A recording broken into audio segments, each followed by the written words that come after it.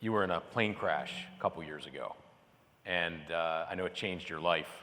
It actually turns out, I think, to be a really wonderful story, born out of tragedy. Can you just tell us a little bit about that? Absolutely.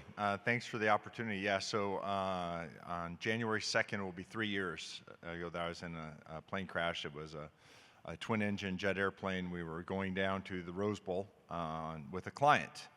And pull up that morning, the client, Provo, Utah. We were flying down to Pasadena, and there's snow on the ground, but the jet was in his hangar. And he's like, "Hey, you have any interest in flying in the cockpit with me?" "Sure, why would you not?" So he's an experienced pilot, and so I ended up sitting in the cockpit with him. His wife was in the plane, in the back of the plane, together with one of our bankers from Salt Lake City. Long story short, so we took off and we got going a couple hundred miles an hour, a couple hundred feet in the air, and for whatever reason, now what the NTSB says it was likely icing, we went down hard left, nose first.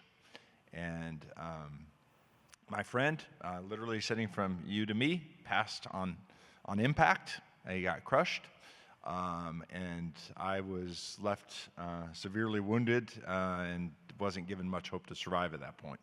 So that was on January 3rd, 2023, and I had all kinds of life lessons. Can't go into those in the last 3 minutes, but what I would just tell you is don't let others define your future. So one of the things I love about Ira, he and I were not just going to let others define, hey, you have a lot of commercial real estate, you're not going to survive. No, we have a lot of commercial real estate, and we're proud of the commercial real estate, and let us tell you why we're going to be fine. But it's up to you to figure it out. And it takes a lot of effort. But I was able to come back from that, and one of the real reasons I came back from that is because of love and prayers from a lot of people. And I love this man. I do. His prayers, his love made a difference in my life. And one of the things I learned that we focus so much on our differences. And it turns out we all have a lot of differences in terms of our backgrounds, our beliefs, our core beliefs. There's a lot of differences. And we should understand those differences. We should celebrate those differences. But let's not forget about whatever the 90% is that we have in common.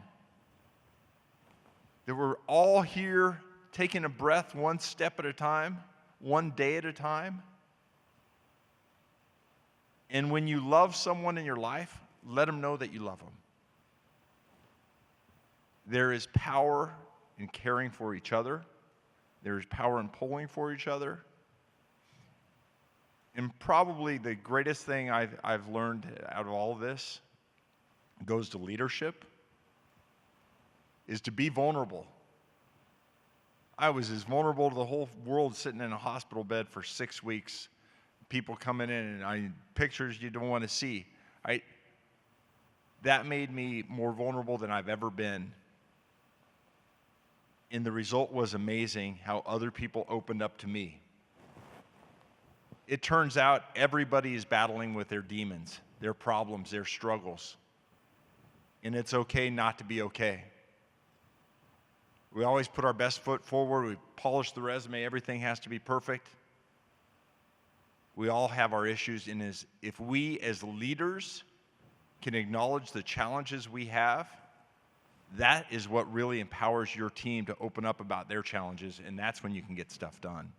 And it's truly powerful to be able to connect at that level.